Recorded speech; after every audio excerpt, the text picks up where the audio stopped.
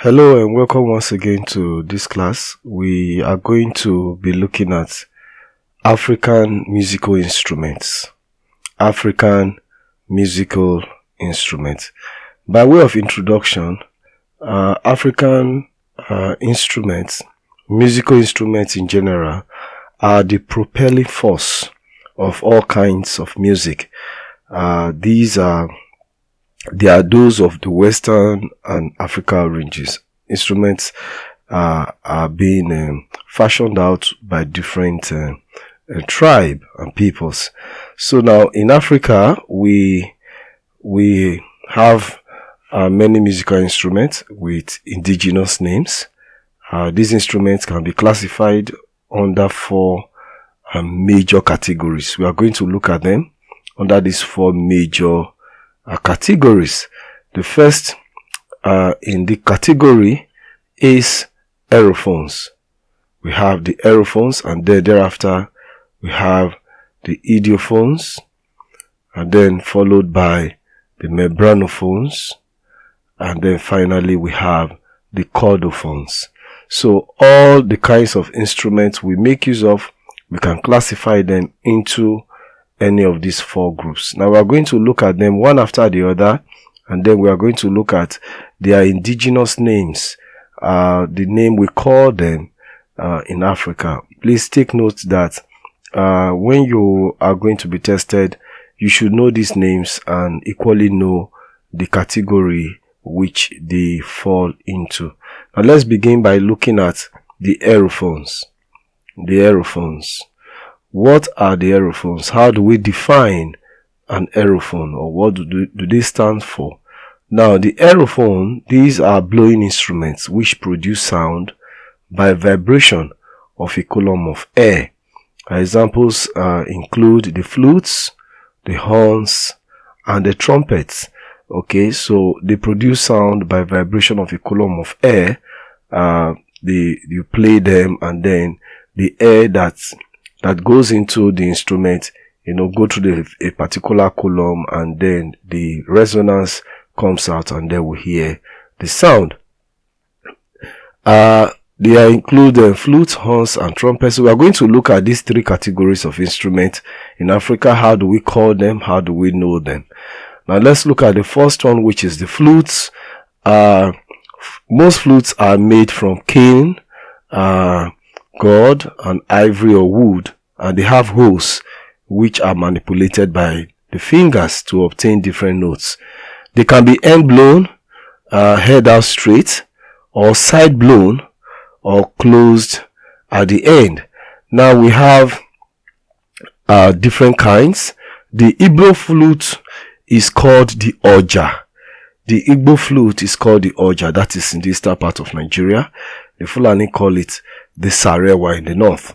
In Yoruba, it is called Tioko, and the Middle Belt in Benue State, the Tiv tribe particularly, they call the flute Fari. So these are examples of flute under aerophones. And then let's look at the horns. The horns are normally those of animals such as the elephant, the deer, or cow. And in some cases, it's made from the elephant tusk or teeth. The Fulani have they have the cow, KHO, which is played for entertainment. It is heard vertically among the it is heard vertically. Now among the Bibios, there is the Oduk. The Oduk made from the horn of a deer. Of special significance is the Odu in Igbo. This is made from elephant tusk and played by someone of high rank. So you see that whether it's the Fulani or the Bibios or the Igbos, we have different names for the horn instrument, which is made from the horn or the deer of elephant or the cow. Now let's go to another set of the aerophones, which are the trumpets. Now for the trumpet, the main type of instrument found among the Hausa is called the kakaki. It's called the kakaki. It is a long metal that is held straight out and is used to play court music at the palace of the emir in northern Nigeria. The agaita is another form of the trumpet. Is made of wood or metal, and it is a reed instrument. That is, it makes use of piece of wood that you put at the mouthpiece, and then when you sound it, you get your sound. So that is that about the trumpet. We have the kakaki and we have the agaita. Now we have another category. We have looked at the aerophones. Now let's go straight to the idiophones. Now under the idiophones, what do we mean by the idiophone? These are instruments whose bodies vibrate when struck or when scratched or shaking to produce sound. You need to hit them and then you get the sound out. Such instruments do not have stretched skin attachments. They include the xylophone and the top piano. Okay. These instruments, we are going to look at them, the xylophone and the top piano. And how do we name them? How do we call them in our various tribes in Nigeria and Africa? Now let's take the first one. We have that in the xylophone. They are mostly found in eastern and northern Nigeria. The xylophone consists of horizontal slab of wood placed across banana stems or a wooden trough or clay pot, which act as support as well as a resonating chambers.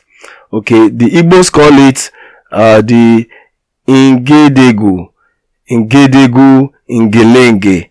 That is what the Igbos call it, the ingedegu, ingelenge. Why the Hausa tribe have a similar one called the kutong, and in the Bibio in South Nigeria it is called ikon.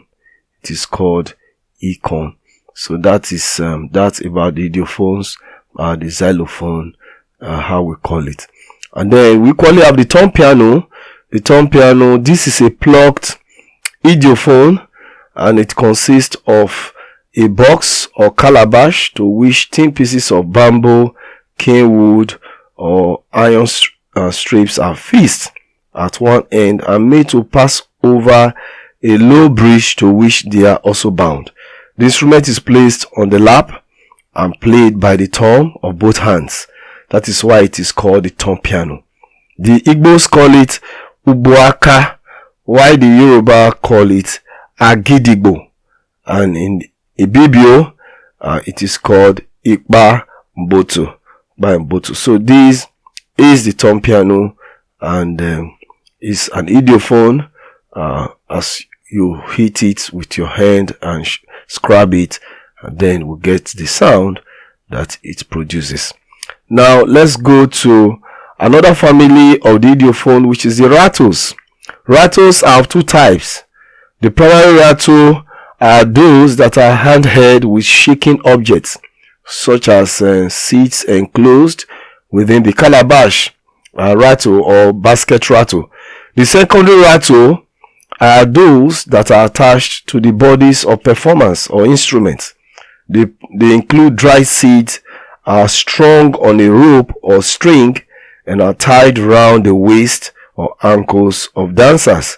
In the East, it is called Ishaka, and the Yoruba refer to it as sekere or shekere. Even in the Edo language or in the Benin tribe, it is called ukuse. So these is examples of the rattle, and let's know them in the various names of the different tribes that we have. And then another category are the bells. The bells are made of metal or iron and are either single or double. Most bells are struck. Others may have clappers inside them that produce a rhythmic sound when shaking.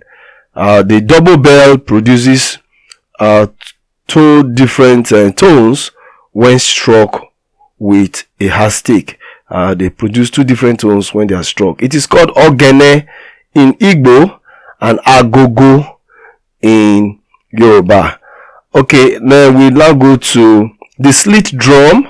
The slit drum is equally part of the idiophones. The instrument is not really a drum, but a log of wood that has been hollowed out with two resonating lips or openings at the top. Because of the material from which it is made, it is also called a wooden drum. Now we equally have the pot drum. This is an earthenware pot with one opening at the top and sometimes another at the side, which is played using a handmade padded wooden stick. Now the slit drum is called ekwe in Igbo, while the pot drum is called udu. Now let's go to the third group classification of African musical instruments. We have the membranophones. The membranophones. So now what do we call, how do we define the membranophones? Membranophones are instruments which are made to produce sound by the vibration of membranes or skins attached to them. We equally have different types. Now they are found in different shapes and sizes throughout the country. Some big varieties such as the gbedu in Yoruba and tambari in Hausa are placed on the ground when played. So we have the gbedu, we have the tambari, that's what they are called.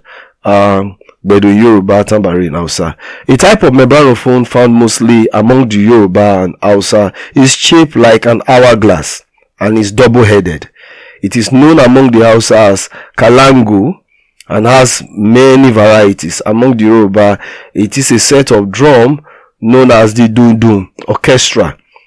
This set comprises 5 instruments, with the yailu as the mother drum and leader, followed by the gangan, the keri, the kanango, and the gudu. The latter is the smallest and is not shaped like an hourglass. Okay, so we have another set of drums are hollowed out, 3 trunks with skins attached and stretched over them. They come in different sizes. It consists of the yailu, which is the mother drum. We have the igbi, the yanla, and the yagan. So these are a set of drums. They go together. Remember, the mother drum, which is the biggest or the leader of the drums, is referred to as the yailu. And so that is a very popular instrument, the bata instrument, called bata in Yoruba. And finally we go to the chordophones. The chordophones we have, which is the string family classification of African musical instruments. Now this class of instrument produces sound by the vibration of a string instrument. The string can be plucked, it can be struck or bowed. Now let's take some examples. We have the lute. We have the kora in Hausa. It produces sound by a stress string, like we said. The string is tied from one end to the other, and that is how it is performed and played. We only have another one called the goje in Hausa. It's quite shaped a little bit, in some of them have more than one string, and some uses fewer strings. So that is how we know them. So this brings us, we have another one called the zither. The zither can be classified as a chordophone. It uses strings tied to different handles of the instrument. It's called the ubo akwara in Igbo language. So that brings us to the end of our lesson. I hope you have followed me, and you'll be able to take the exercises that is going to follow. Don't forget to know this instrument, know their classification, know their names, and that is you'll be very good to go as far as this topic is concerned. See you next time, and bye bye.